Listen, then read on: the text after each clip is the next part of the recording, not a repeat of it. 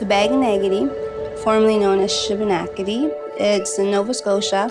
It's a small community, a very close-knit community. We all know each other. Everybody knows who you are, where you're from, who your parents are. Everybody helps one another in times of need.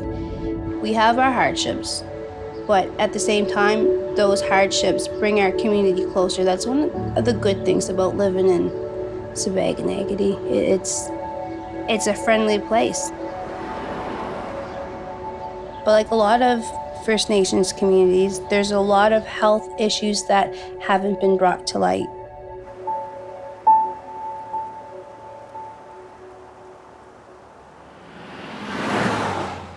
Shubenacadie First Nation is unique, and it stands out from the rest of the communities in Nova Scotia and the Atlantic because it's the home of where residential school took place in the Atlantic.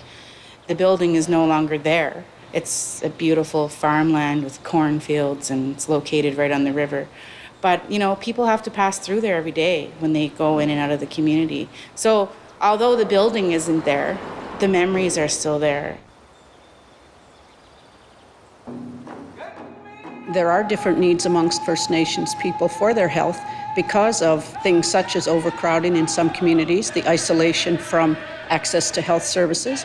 Often places are far from hospitals or specialists. For many years, in this area in particular, there were researchers from outside, maybe from universities or groups, who wanted to get information that was never given back to us, that was not put in useful form for us. So I think they don't trust that the information will be useful. So they don't want to spend their time doing surveys that they'll never get any benefit from. I do surveys. I'm doing the regional health survey. It takes random names from ages 0 up to, I've actually surveyed a woman that was 80-some years old. The survey itself is done on a laptop. I don't do any of the questions, so they can do it on their own and they feel a lot more comfortable. I won't see anything, nobody else will see anything, so the information that's asked is really sensitive. Like, you wouldn't go up to somebody and ask them something personal that they may be suffering from or something that they suffered as a child. So everything is completely confidential. It has to be, because if you want truthful, honest answers that will actually help the communities, you have to let them know that this is confidential. Nobody's going to see this. You want to get in touch with them? This work that we do is guided by OCAP principles. It's guided by a stewardship protocol that was designed by and for First Nations. And, you know, we have the mandate to do that nationally from the chiefs. Okay, so you can set to participate in this. The RHS and the REIS are two nationally administered First Nations on reserve surveys. The RHS looks at the status of First Nations health. The REIS looks at issues of early childhood development, education, and employment. Some of the issues that First Nations people struggle with in Canada, we hear in the dominant literature, are things such as, diabetes, obesity, depression, suicide. And with the RHS, we're able to say this is the percentage of people within our communities that are suffering from these conditions. Each one of the records represents essentially an individual person's life. But as a whole, we're able to tell a story about First Nations people living on reserve within our region, within Canada. And what we're doing when we actually use the data is we're providing a voice for these people to say, this is who we are, this is what's going on. That's it for the surveys. We need this information. If we want to substantiate any claims whatsoever, or even highlight what's great about our communities, we're going to need to back that up with data. Thank you. All right, take care.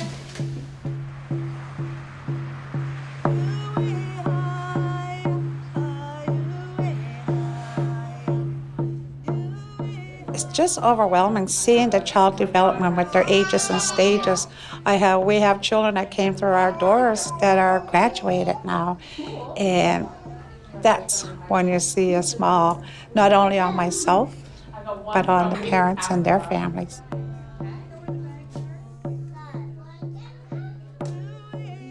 Data that is collected is used by the communities themselves to see what kind of services are needed in the community. Early childhood education is shown to be one of the factors that leads to positive outcomes in the future for people. So I think Aboriginal Head Start is one area that having accurate health data would help us. It's the Aboriginal Diabetes Initiative. It's the Home and Community Care Program. It's the On Reserve Head Start Program. It's the National Aboriginal Youth Suicide Prevention Program. There's so much. It's just more than data. It actually affects people's lives, and it makes a difference in a positive way.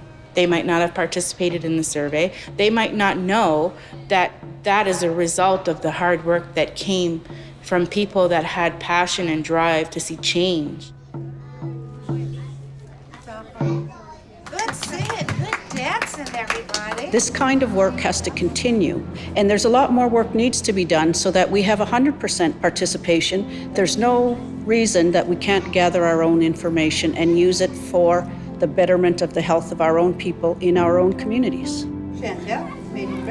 As a member of a First Nations community and as a researcher, it's really rewarding to see how they're actually using this data to make a difference. It's more than just, a report that sits in a bookshelf. It actually means something. To the people, what matters is the result of the work that we do. If it's going to empower them or if it's going to help provide them with better services and programs or access, that's what matters. And I think at the end of the day, that's exactly what we're doing.